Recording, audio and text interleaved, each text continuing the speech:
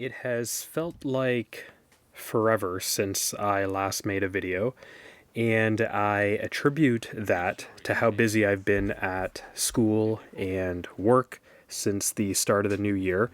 And even though things have not quite quieted down, I decided to put aside some time to make this one.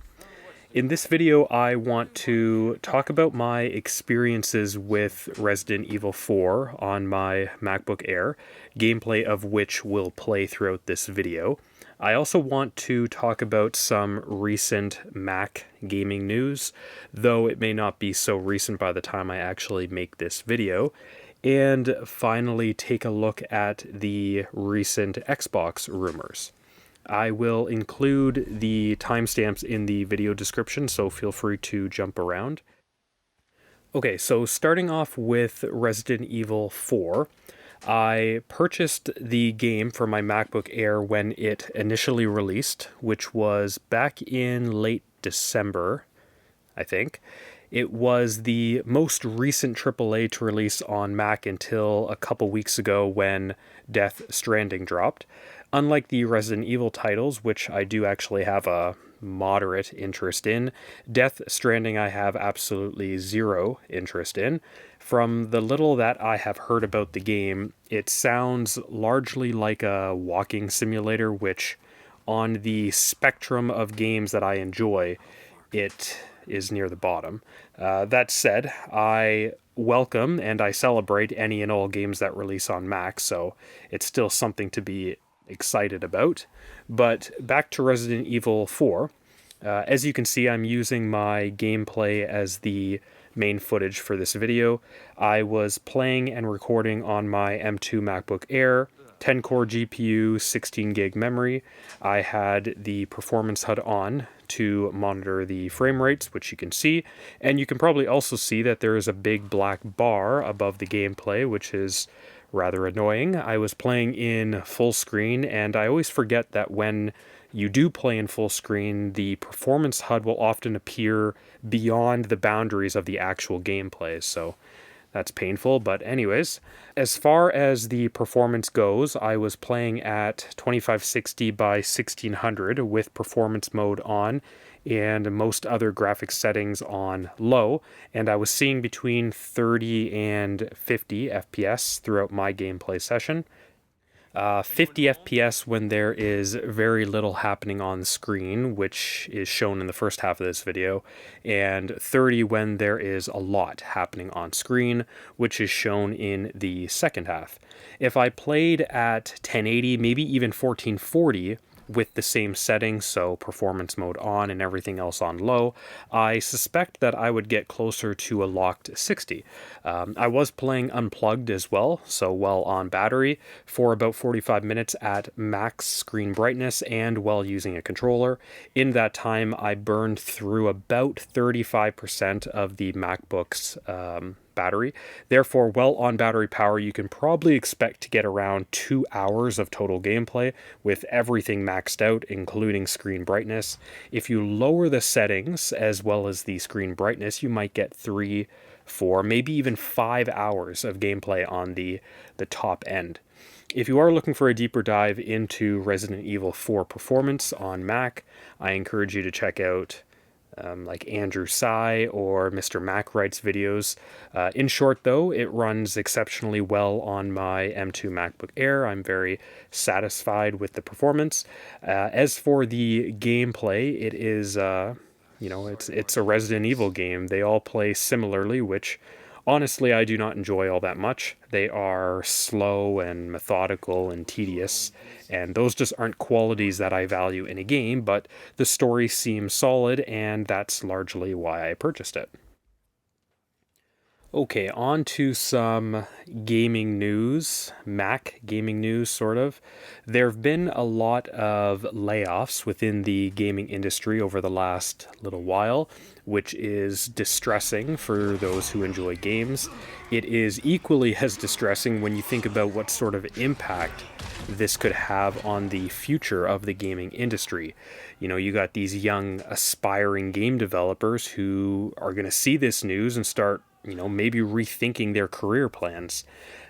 In an article by CBC, which is a Canadian news outlet, I am Canadian after all, Jonathan Orr writes that more than 6,000 jobs in the video game industry were lost worldwide in 2023, including hundreds in Canada.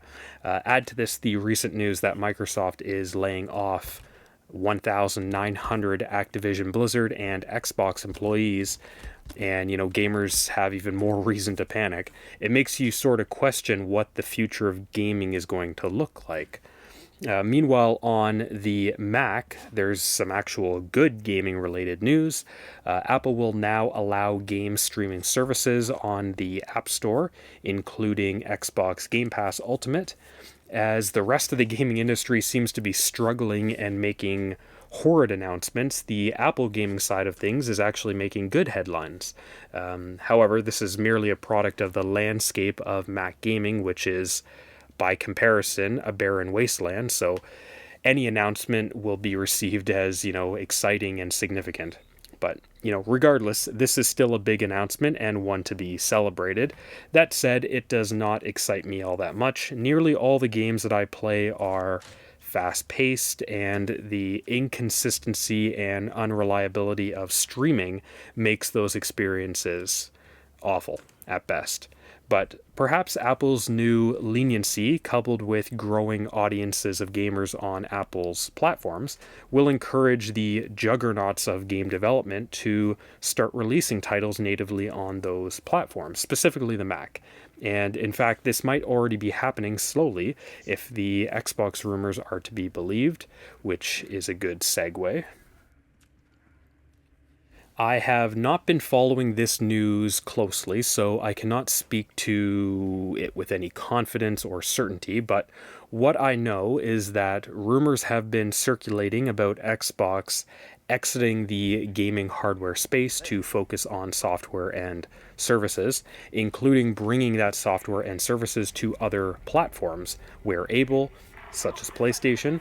These rumors have since been laid to rest, sort of, by Xbox CEO Phil Spencer, who announced at an internal, again, this is all supposed, I don't actually have any proof of any of this, but anyways, Phil Spencer announced at an internal town hall that there were no plans to abandon consoles. So that's good news. But just for the sake of discussion, let us consider what these rumors would mean if they were actually true. If these rumors were to circulate prior to 2022, I, like many people who own and enjoy owning an Xbox console, would obviously be quite distraught. Xbox has been my gaming platform of choice for a decade or more, so losing that would be awful.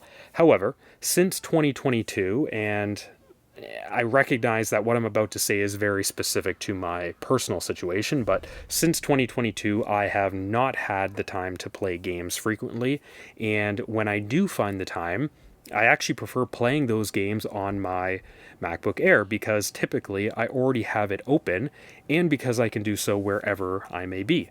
The only time I power on the Xbox is when I'm itching to play something that's not on Mac, and these days, that's only Destiny 2 and Diablo 4 sometimes, though I also enjoy playing the popular first-party exclusives as well, the Halos and the Gears, but those do not release all that frequently. Now, knowing all of that, how distraught would I be if Xbox announced that it would no longer be manufacturing consoles and would instead be focusing on game software and services? Well, if those software and services made their way onto Apple hardware, specifically the Mac, then not only would I not be upset, I would actually be excited. I wouldn't need additional hardware to play the games that I want to play, and everything would be centralized to a single platform. Furthermore, with Apple Silicon, games developed with one platform in mind, such as the Mac, can easily release for other platforms as well, such as iPhone, iPad, Apple TV, even the new Apple Vision Pro. So not only is this prospect incentivizing for developers, it's exciting for gamers as they will be able to play wherever and with whatever hardware they have on hand. So if the rumors were true, and assuming that meant Xbox would look to the Mac as a possible platform to bring their software and services, then I actually would welcome the news. And that's where I'm going to end this video. Again, given how busy things have been at school and at work, I don't expect I will make another video for a while. That said, recording, editing, and publishing videos is almost therapeutic for me, so I do need to find the time to do so when I can. Also, I enjoy this sort of content and presentation. I like looking at news that interests me, especially Mac gaming related news, as well as providing updates on what I'm playing or what other hobbies I am engaging in, which reminds me, I should do an update on my growing book collection one day.